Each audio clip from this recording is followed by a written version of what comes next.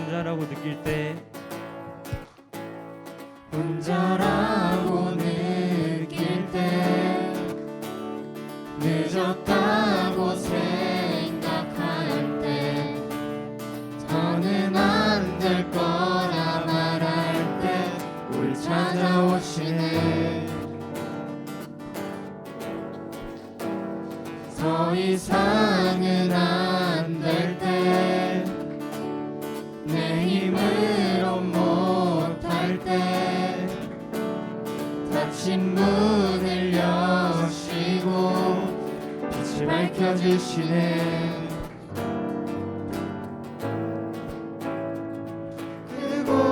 그곳은 아직은 미약하나 주가 밝혀주시니 따라가려 하네. 우리는 아직은 연약하나 우린 닮아가네. 우리를 새롭게 하시네. 그가 걸었던 길을 따라 밝혀주시는 길을 따라 우린 걸어가네. 한 걸음뿐일지라도 그가 보여주신 사랑 우리 마음 깊은 곳에 알게 하셨네. 우릴 끝까지 살아가게 하시네.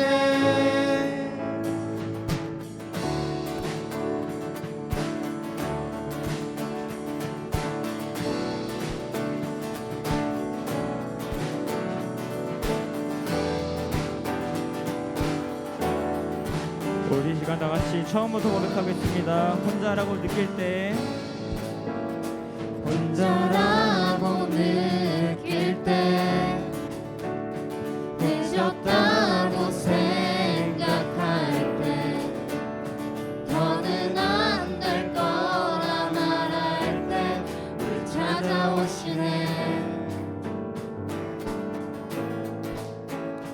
더 이상은 안 될 때 내 힘으로 못할 때 닫힌 문을 여시고 빛을 밝혀주시네.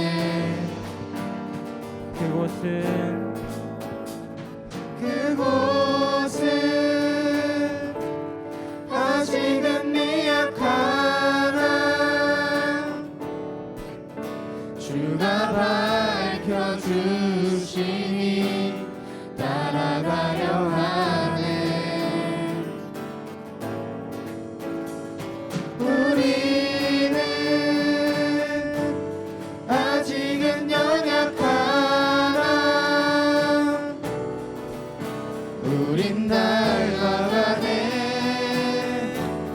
우리를 새롭게 하시네. 그가 걸었던 길을 그가 걸었던 길을 따라 밝혀주시는 길을 따라 우린 걸어가네.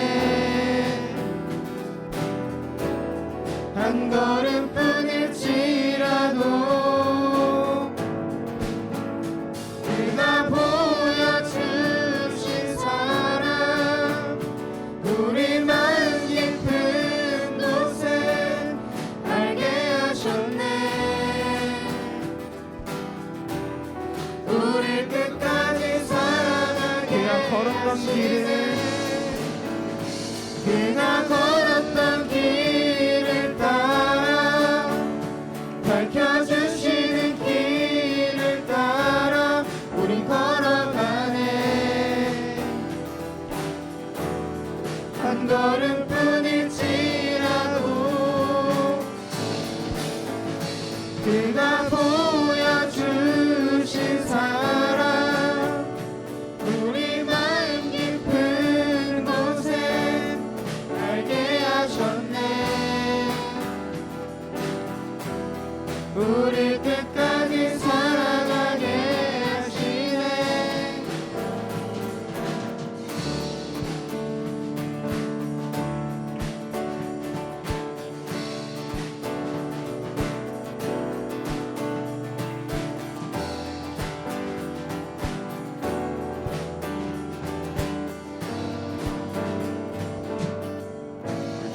함께 하시는 것을 믿으며 온전하게 나아가길 소망합니다.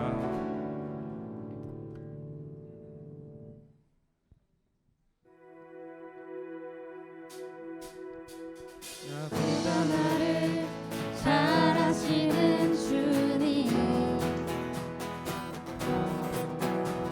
내가 주를 떠나 어디로 가겠나이까.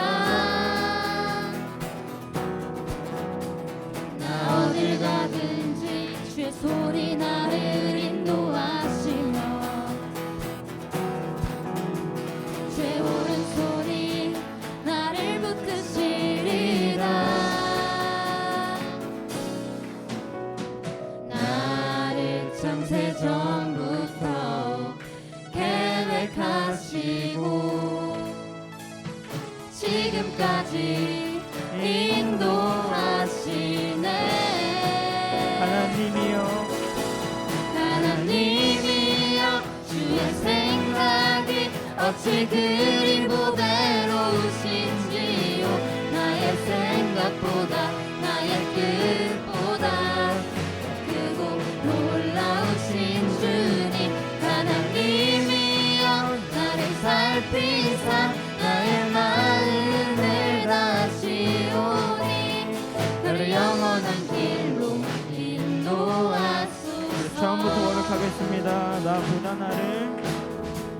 나보다 나를 잘 아시는 주님, 내가 주를 떠나 어디로 가겠나이까. 나 어딜 가든지 주의 손이 나를 인도하시며 주의 오른손이 나를 붙드시리라. 나를 창세전부터 계획하시고 지금까지 인도하시네. 하나님이여 주의 생각이 어찌 그리 보배로우신지요. 나의 생각보다 나의 뜻보다 더 크고 놀라우신 주님. 하나님이여 나를 살피사 나의 마음을 다시오니 나를 영원한 길로 인도하소서. 한 번 더 고백하겠습니다. 하나님이여 주의 생각이 어찌 그리 보배로우신지요. 나의 생각보다 나의 뜻보다 크고 놀라우신 주님. 하나님이여 나를 살피사 나의 마음을 다시오니 나를 영원한 길. 마지막으로 고백하겠습니다. 하나님이여 주의 생각이 어찌 그리 보배로우신지 나의 생각보다 나의 뜻보다 더 크고 놀라우신 주님. 하나님이여 나를 살피사 나의 마음을 다시오니 나를 영원한 길로 인도하소서. 우리 하나님께 영광의 박수 올려드리겠습니다. 네, 우리 이 시간 자리에 앉아서 찬양 올려드리겠습니다.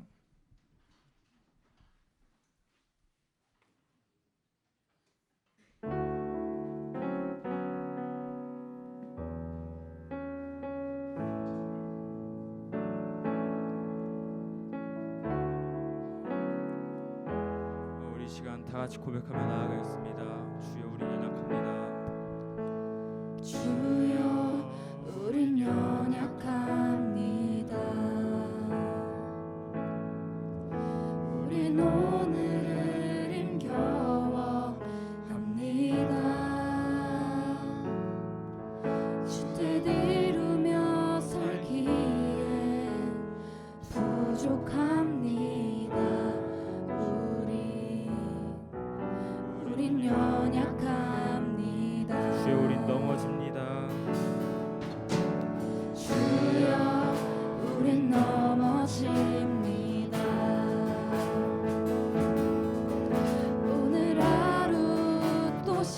실수합니다. 주의 긍휼을 구하는 죄인입니다. 우리 주만 바라봅니다. 한없는 주님의 은혜 한없는 주님의 은혜 온 세상 위에 넘칩니다. 가릴 수 없는 주 영광 온 땅 위에 충만합니다. 주님만 이 길이 오니 우린 그 길 따라갑니다. 그날에 우릴 이루신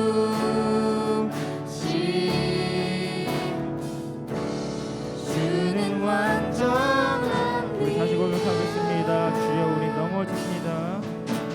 주여 우린 넘어집니다.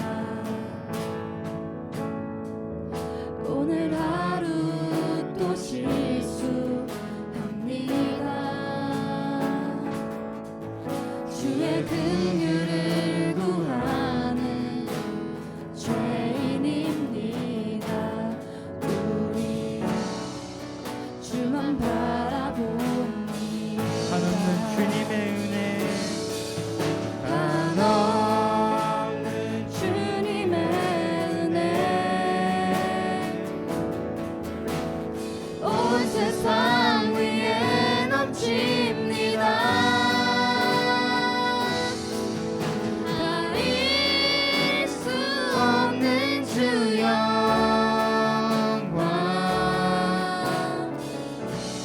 온 땅 위에 충만합니다. 주님만 이 길이 오니 우린 그 길 따라갑니다. 그날에 우릴 이루신 주는 완전한 우리 마지막으로 고백하겠습니다. 한없는 주님의 한없는 주님의 은혜 온 세상 위에 넘칩니다.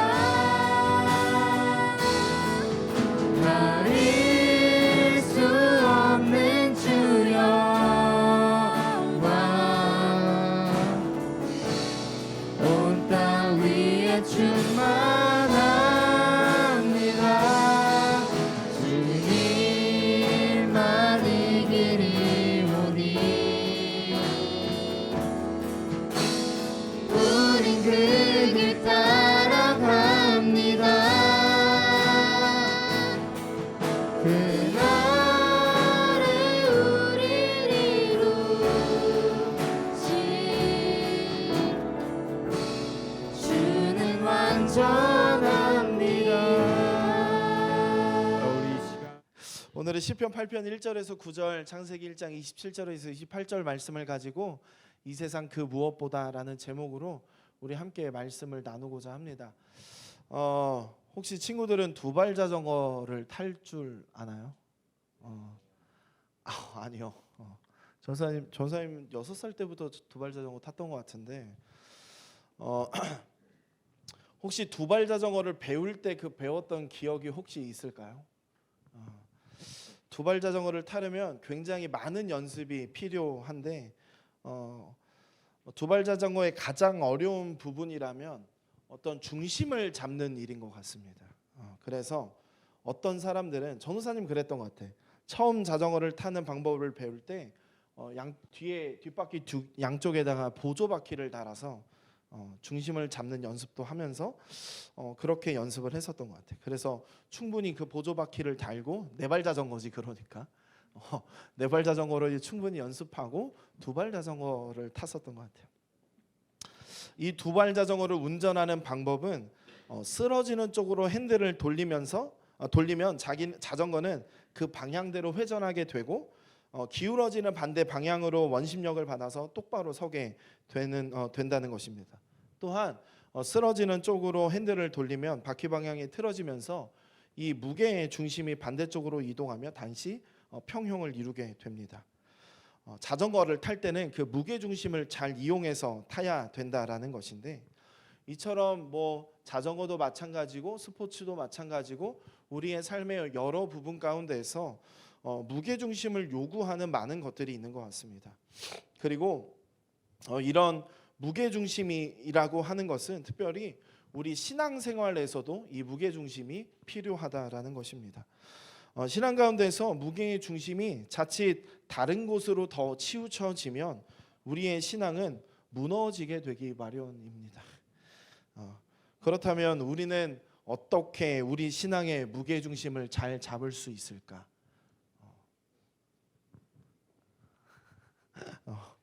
우리는 어떤 모습으로 신앙의 무게 중심을 잡을 수 있는지 오늘 말씀을 통해서 함께 나누어 보고 우리의 어떤 신앙의 중심을 잘 세워갈 수 있는 우리 친구들이 되었으면 좋겠습니다. 오늘 본문 시편 8편은 오늘날에도 많은 사랑을 받고 있는 다윗의 찬양시입니다. 특별히 8편은 창조에 대한 찬양시인데, 이 찬양시의 주제는 창조 질서에 나타난 하나님의 위엄과 또한 하나님의 창조의 절정인 이 인간의 존엄을 찬양합니다. 즉, 이 찬양은 창조하신 하나님과 창조의 절정인 사람에 대한 찬양시이다라는 것입니다. 이 시편 8편에 시작하는 그 주제의 글을 보면 여기에서는 다윗의 시 인도자를 따라 깃딧에 맞춘 노래라고 주제를 정합니다. 이 표제가 달려 있는데, 여기에서 깃딧이라고 이야기하는 것은 기쁜 곡조를 뜻합니다. 즉, 이스라엘 공동체가 이 시편을 부를 때 아주 기쁜 마음으로 불렀다라는 것을 뜻하는 것입니다. 이 시편이 기쁨의 찬양이 될 수 있는 이유는 오늘 본문 시편 8편 1절을 보면 알 수 있는데, 본문 1절은 이렇게 이야기합니다. 여호와 우리 주여, 주의 이름이 온 땅에 어찌 그리 아름다운지요, 주의 영광이 하늘을 덮었나이다. 아멘. 시인은 주의 이름이 온 땅에 퍼진 것을 보며 그 아름다움을 노래하고 있습니다.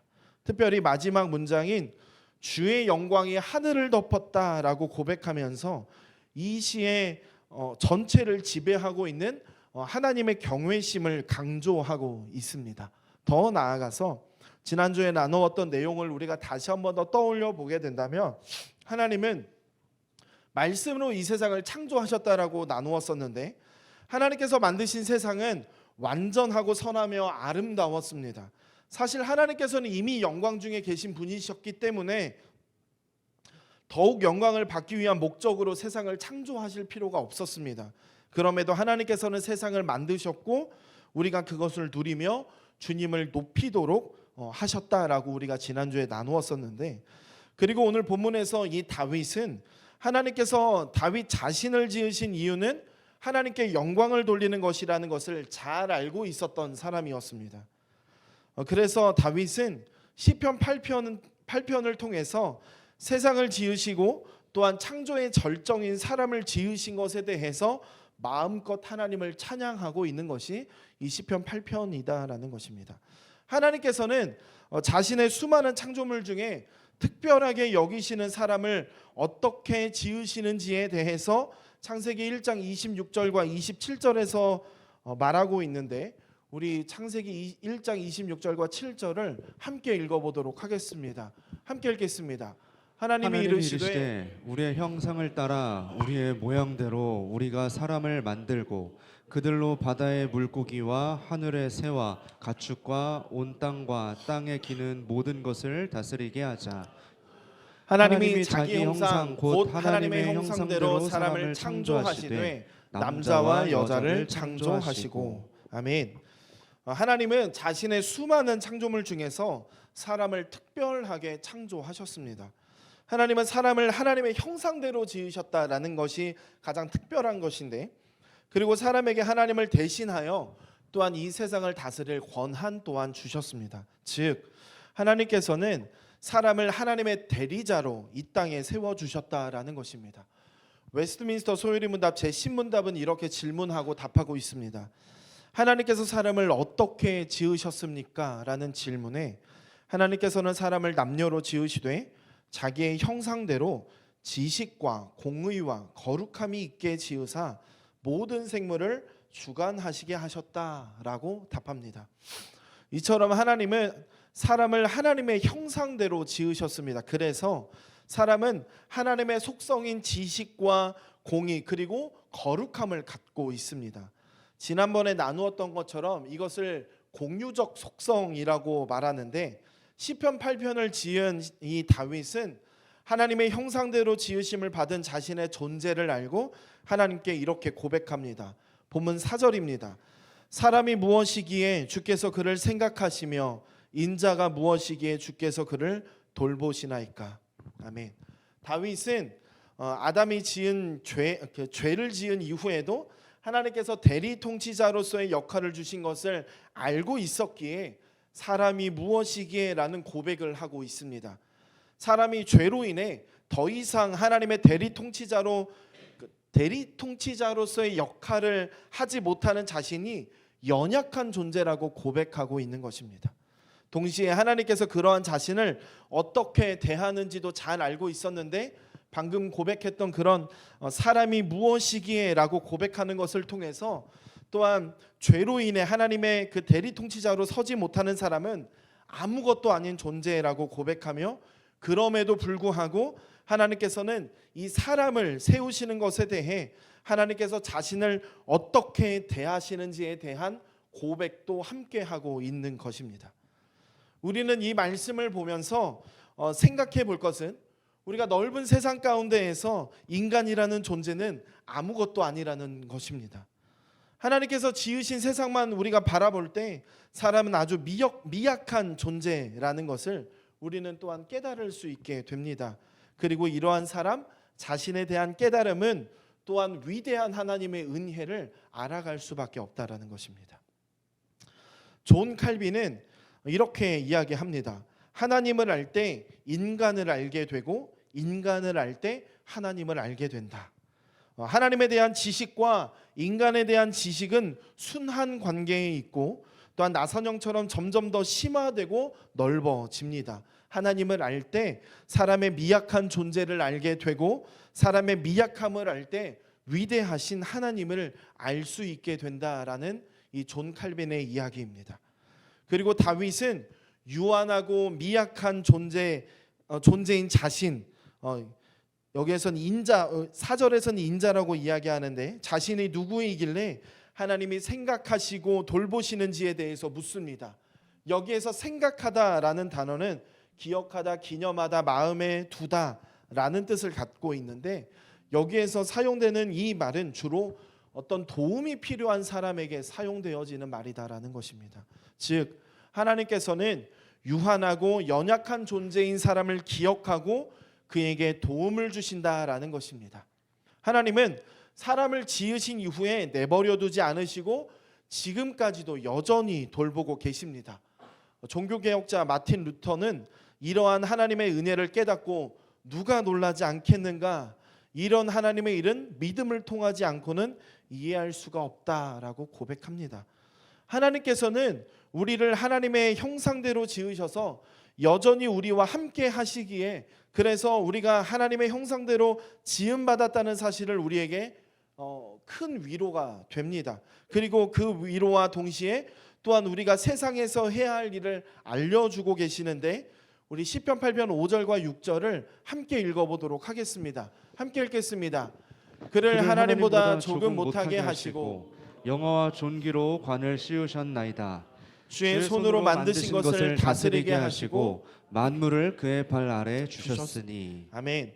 한없이 미약한 존재인 사람이지만 또 5절은 우리가 얼마나 특별한지를 분명하게 이야기해 줍니다. 우리는 하나님보다 조금 못하게 지음 받았다라고 고백합니다. 하나님께서는 영화와 존귀의 관을 씌워 주셨습니다. 그러므로 우리는 왕이신 이 하나님의 위엄을 가지고 이 세상을 통치해야 된다라는 것입니다. 또 우리는 하나님의 위엄을 가지고 세상을 돌보는 과정을 통해서 하나님 앞에 영광을 돌려야 하는 존재입니다. 6절에서 말하는 것처럼 하나님은 주님이 손수 지으신 온 세상을 사람의 발 아래 두셨습니다. 3절과 6절은 서로 짝을 이루고 있는데 3절에서 주의 손가락으로 지으신 만드신 것은 6절에 주의 손으로 만드신 것과 짝입니다. 또 주님의 손가락과 손은 인간의 발과 짝을 이룹니다. 사람이 만물을 다스릴 수 있는 이유는 오직 사람만이 하나님의 형상대로 창조되었기 때문입니다.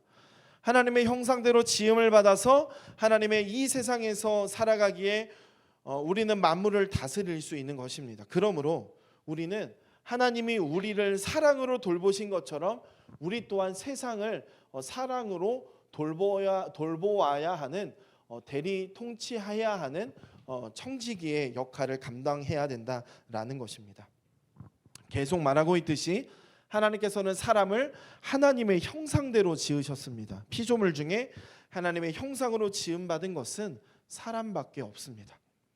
하나님의 형상대로 지음받았다는 것은 또한 이야기하듯이 거룩, 공의, 지식과 같은 공유적 속성을 갖고 있다는 것입니다. 그러므로 우리는 하나님의 속성을 닮아가도록 노력해야 합니다. 내 삶의 모든 순간에서 하나님의 형상을 드러내는 삶을 살아가야 된다라는 것입니다. 그리고 더 나아가서 다른 사람 또한 하나님의 형상대로 지음받은 자라는 것을 또한 우리는 기억하고, 그래서 하나님이 나를 특별하게 생각하시고 돌보시는 것처럼 타인 또한 소중한 존재다라는 것을 우리는 또한 기억해야 될 것입니다. 그러므로 내가 만나는 모든 사람을 소중하게 대하는 자세가 우리에게는 또한 필요하다라는 것입니다. 말씀을 마치겠습니다. 우리는 모두 하나님의 형상대로 지음받은 존재입니다. 우리는 항상 이 정체성을 기억해야 합니다. 우리가 시작하는 한 주 동안 나는 하나님의 형상대로 지음받은 존재다 라고 고백하는 우리였으면 좋겠습니다. 아침에 집을 나서면서 기도하는 마음으로 선포하며 또한 하루를 시작하는 우리 친구들이 되었으면 좋겠습니다. 이 고백이 우리의 매일의 삶에서 있을 때 우리는 하나님의 사람으로 하나님 나라의 백성으로 살아갈 수 있을 것입니다. 또 이 고백에서 주어를 나에서 너로 바꾸어서 살아갔으면 좋겠습니다. 그저 나만이 아니라 상대 타인 또한 하나님의 형상대로 지음받은 존재임을 기억하고 우리가 또한 세상 가운데에서 타인을 배려하며 살아가는 우리가 되었으면 좋겠습니다. 그 안에서 우리의 모습을 통해서 진짜 하나님의 백성으로 하나님을 전하는 사람들이 될 수 있을 것입니다. 그리고 더 나아가 그들도 하나님의 형상으로 지음받은 존재임을 전하는 복음을 전하는 복음의 전달자의 역할을 늘 우리의 삶 가운데에서 감당하는 우리 고등부 친구들이 되기를 소망합니다. 우리 함께 찬양하겠습니다.